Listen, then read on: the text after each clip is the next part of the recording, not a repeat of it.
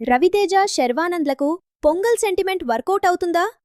Mass Maharaj రవితేజకి ఈ మధ్యకాలం పెద్దగా కలిసి రావటం లేదు.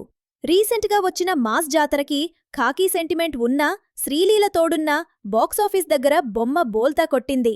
మరి ఇప్పుడు రవితేజ ఆశలన్నీ సంక్రాంతి సెంటిమెంట్ మీదే ఉన్నాయి.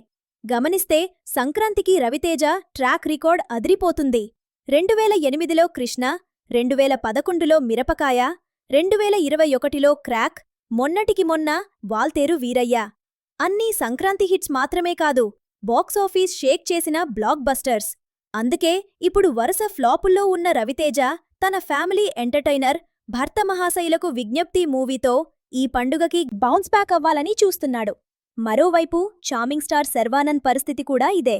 మనమే ఫ్లాప్ తర్వాత శర్వాకి ఒక సాలిడ్ హిట్ అవసరం. రవితేజలాగే శర్వాకి కూడా సంక్రాంతి అంటేనే పూనకాలు. ఎక్స్ప్రెస్ రాజా, శతమానం భవతి లాంటి సినిమాలతో పండుగ బరిలో హిట్లు కొట్టిన సెంటిమెంట్ శర్వాకి ఉంది. అందుకే భారీ కాంపిటీషన్ ఉన్నా సరే నారినారిరి నడుమ మురారి మూవీతో పొంగల్ బరిలోకి దూకుతున్నాడు. మరి ఈ సంక్రాంతి సెంటిమెంట్ రవితేజను గట్టెక్కిస్తుందా? శర్వానంద్ ఖాతాలో హిట్ వేస్తుందా? ఈ ఇద్దరు స్టార్స్ బాక్సాఫీస్ జాతర ఎలా ఉండబోతుందో వేచి చూడాల్సిందే.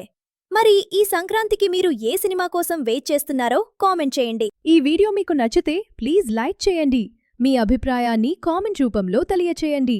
అలాగే మీ ఫ్రెండ్స్తో ఈ వీడియోని షేర్ చేసి మరిన్ని అప్డేట్స్ కోసం మన ఛానల్ని సబ్స్క్రైబ్ చేసుకోవడం మర్చిపోకండి.